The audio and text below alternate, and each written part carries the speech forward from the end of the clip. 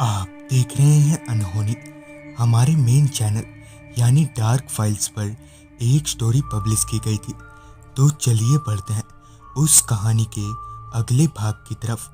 आज की इस वीडियो में आगे बढ़ने से पहले अगर आपने अनहोनी चैनल को सब्सक्राइब नहीं किया है तो कर लें और साथ ही बेल आइकन को भी ज़रूर दबाएं ताकि आने वाली वीडियोस की नोटिफिकेशंस आपको जल्दी मिल जाए। दरवाजे पर लगातार हो रही दस्तक से मेरी धड़कनों ने एक बार फिर से जोर पकड़ लिया।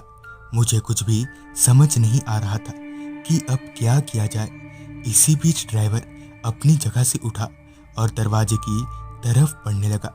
ड्राइवर को दरवाजे की तरफ बढ़ता देख मैंने एकदम से उसका हाथ पकड़ा और उसे खींचकर दरवाजे से दूर कर लिया।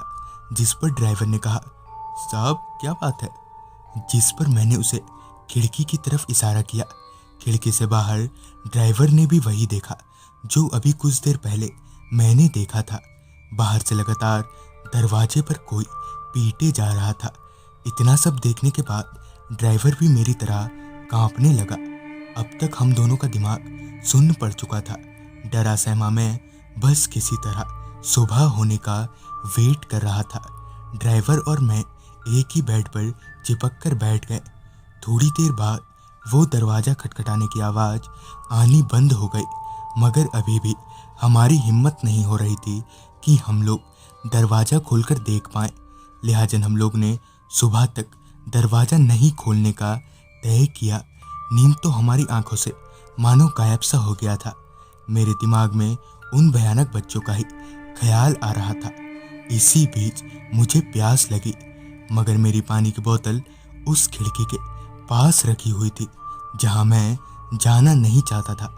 मेरा गला प्यास से सूख रहा था, लिहाजा मैं हिम्मत करके उस खिड़की के पास गया। मैंने वो पानी की बोतल अपने हाथों में ली ही थी कि मेरी नज़र बाहर उसी आदमी पर गई जो हमें यहाँ लेकर आया था, मगर अब उसका चेहरा काफ़ी खौफनाक हो गया था। वो आदमी पारी पारी करके बाकी घरों के दरवाजे खटखटा रहा था। मैं जल्दी से पानी का बोतल लेकर बेड पर आया और ड्राइवर को पूरी बात बता दी। कुछ ही घंटों के बाद सुबह हो गई।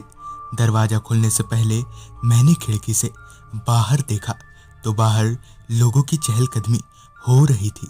लिहाजा मैंने दरवाज़ा खोला।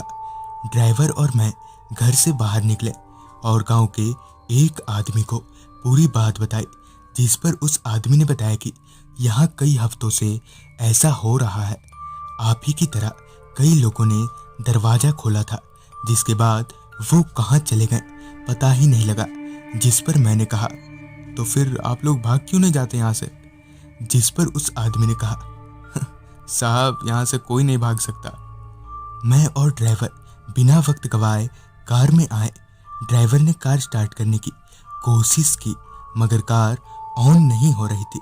बहुत कोशिशों के बाद भी जब कार स्टार्ट नहीं हुई तो हमने कार को वहीं छोड़कर भागने का तय किया। लिहाजा हम लोग बिना वक्त गवाए पैदल ही वहां से निकलने लगे। पैदल चलते हुए हम काफ़ी थका हुआ महसूस कर रहे थे, क्योंकि कल रात हम सोए नहीं थे। अब तक शाम हो चुकी थी और इतनी देर से चलने के बावजूद भी हम उस जंगल वाले रास्ते को पार नहीं कर पा रहे थे। थका हारा मैं और ड्राइवर वहीं एक पेड़ के पास बैठ गए, जिसके बाद हमारी आंख कब लग गई पता ही नहीं चला। फिर कुछ घंटों बाद हमारी आंख खुली, मगर ये क्या, अब हम लोग रास्ते पर नहीं बल्कि उसी गांव वाले घर पर थे जहां से हम लोग भागे थे।